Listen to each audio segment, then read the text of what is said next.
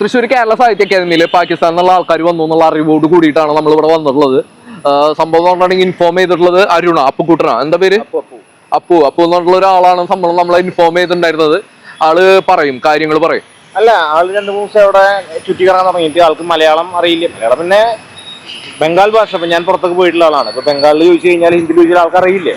പിന്നെ I D card ചോദിച്ചിട്ട് ഇതുവരെയായിട്ട് ഒന്നും ഐ ഡി കാർഡൊന്നും കാണിച്ചിട്ടില്ല. ആള് 2-3 ദിവസമായിട്ട് ഈ പരിസരത്തുണ്ട്. മൊത്തത്തിലൊരു റോങ് ആണ് ആള്. പക്ഷേ ഞാൻ ഒരു സാധാരണ സാഹിത്യ അക്കാദമിയിലൊക്കെ വരാനുള്ള കാരണം എന്താ? സാഹിത്യപരമായിട്ടുള്ള എന്തെങ്കിലും കാര്യങ്ങളാണോ? അല്ലെങ്കിൽ എനിക്ക് തോന്നിയിട്ടുള്ള വിഷയം എത്തിപ്പെടാൻ പറ്റാത്ത മേഖലകളിൽ എത്തിപ്പെടാൻ ശ്രമിക്കലായിരിക്കും. പരമാവധി സ്പ്രെഡ് ചെയ്യുക. അതായിരിക്കും. കാരണം എന്താ വെച്ച് കഴിഞ്ഞാല്, നമ്മളൊരു രാജ്യത്തിനെതിരല്ല കേട്ടോ, ഭരണകൂടങ്ങളാണ് ഈ കാര്യങ്ങളൊക്കെ ബേസ് ചെയ്ത് വരുന്നത്. ഞാൻ രാജ്യത്തിന് വേണ്ടി സംസാരിക്കുന്ന ആളായതുകൊണ്ടാണ്, എന്റെ രാജ്യത്തിന്റെ സുരക്ഷ എനിക്ക് പ്രധാനമാണ് എന്നുള്ളതുകൊണ്ടാണ് ഞാൻ ഇങ്ങനെ ഒരു സംശയം ഞാൻ എല്ലാവരും മുന്നിൽ ഉന്നയിച്ചത്.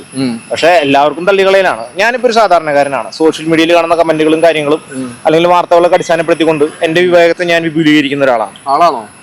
ആളാണ്. അതുമായി ബന്ധപ്പെട്ട് എനിക്ക് തോന്നുന്നു, രാജ്യസ്നേഹം എന്ന് പറയുന്നൊരു ഇത് മുൻനിർത്തി കഴിഞ്ഞാൽ എനിക്ക് തോന്നുന്നു ഇത് നമ്മളൊന്ന് അന്വേഷിക്കേണ്ട കേസാണ്. ഇവരെവിടെ നിന്ന് വരുന്നു, എവിടുത്തുകാരാണ്, എങ്ങനെയാണ്, അതൊക്കെ ഒന്ന് അറിയേണ്ട കേസാണ്.